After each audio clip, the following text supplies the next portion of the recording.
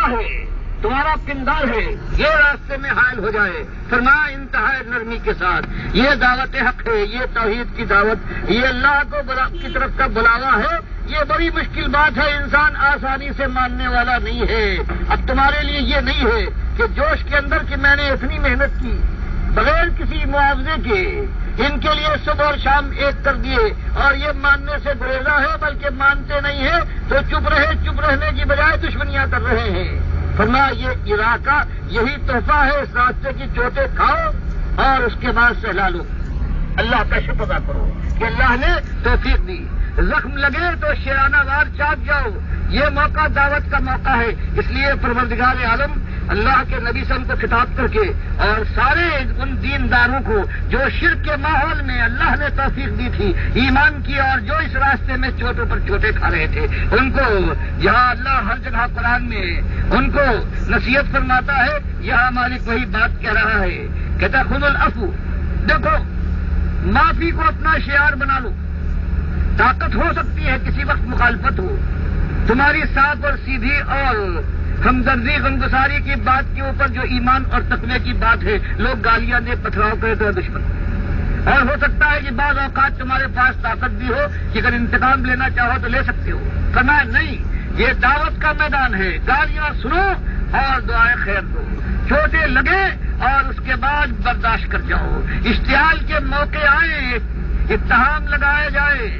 تمہارے اوپر بدنامی کے داغ پر داغ لگائے جائے، تمہارے خلاف دنیا کے اندر ہر طرح کی چیز پھیلائی جائے، میدان میں اترو تو لوگ منہ پر تھوکے، پتھراؤ کرے، گالیاں دے، فرمایا یہ بات اس راستے کے اندر یہ تحفے ہیں۔ اب اگر تم صحیح معنوں میں مخلص دائی ہو اور آگ سے بچنا چاہتے ہو، اپنے کو ثابت کر دینا چاہتے ہو کہ تم مالک کے بندے ہو، تو جہاں تم نے ایمان کی روش اختیار کی ہے، عمل صالح میں اللہ کے سامنے کھڑے ہو کر ماتھا ٹیک دیتے ہو، سنت کے مطابق راتوں کو اللہ سے توبہ استغفار کر کے اپنی داڑھی کو آنسوؤں سے بھگو لیتے ہو، تو یہ اس کے ساتھ یہ ہے کہ دنیا کی خیر خواہی ایک چیز ہے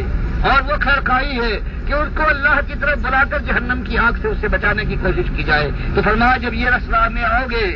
اپنے بچاؤ کے لیے اللہ پریشان نہیں ہے، یہ اور بات ہے کہ اللہ ایسے لوگوں کو جو اللہ کی طرف بلانے والے ہو، اللہ کی راہ میں جم جائے، ان کو اپنا ناصر کہتا ہے، حالانکہ اللہ بے احتیاج ہے، پروردگار غنی ہے، لیکن شرف دینے کے لیے کہ جو اللہ کی بندگی کرے اور عمل سے ثابت کر کے دنیا میں توحید کی آواز لگائے، شرک سے لوگوں کو منع کرے اور سنت کے داعی ہو اور بدعت سے لوگوں کو اجتناب کرنے کی دعوت دے اور پھر چوٹیں لگے، پھر زخم اٹھائے اور پھر جم جائیں۔ فرمایا یہ معاملات، یہ بات نہیں ہے کہ ایمان کی دولت سے اللہ نے مالا مال کر دیا ہے اور اس کے بعد یہ خزانے کی سانپ کی طرح سے اس پر بیٹھ جاؤ، بلکہ اس کو پھیلاؤ، تبھی اللہ کے یہاں رستگاری اور نجات ہے۔ فرمایا پھر آ جاؤ اور پھر شان سے نہ آنا کہ ہمارا ایمان مضبوط، ہمارے علم کا کیا کہنا،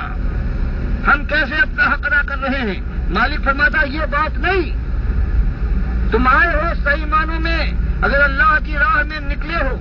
تو اس کے بعد تمہارا خلوص ہر گام پر آزمایا جائے گا، لوگ گالیاں دیں گے، پتھراؤ کریں گے۔ اب اگر تمہارے اندر تمہارا نفس موٹا نفس ہے، انا ہے، پندار ہے، تو تمہارا بھی یہی حال ہوگا، اپنے گالیوں کے جواب میں جوابی گالی دو گے، عید کے جواب میں پتھر پھینکو گے اور اللہ کی طرف سے پھر تمہارے راستے کے اوپر مالک کی لعنت برسے گی۔ پروردگار دائی کے لیے فرماتا ہے کہ اگر ایسا ماحول ہے، تم اپنی جان کو اللہ کی آگ سے بچانا چاہتے ہو، فریضے کو پہچانتے ہو، تو بات تو کھول کر کہو، لیکن عفو، معافی، رحمت، نرمی کا رویہ ہونا چاہیے، اس کے اندر سختی نہیں ہے۔ گالیاں سننے کے بعد دعائے خیر ہے، یہ نہیں ہے کہ اس کا جوابی گالی ہو۔ فرمایا یہ بات کوئی اشتعال دلائے اور حالات بگڑتے ہوئے ہوں، جو خطا نہ بھی ہو، غلطی نہ ہو، اس کو پکڑ کر سامنے لائے اور خود بجائے اس کے کہ کیڑے ڈالے اپنی طرف سے،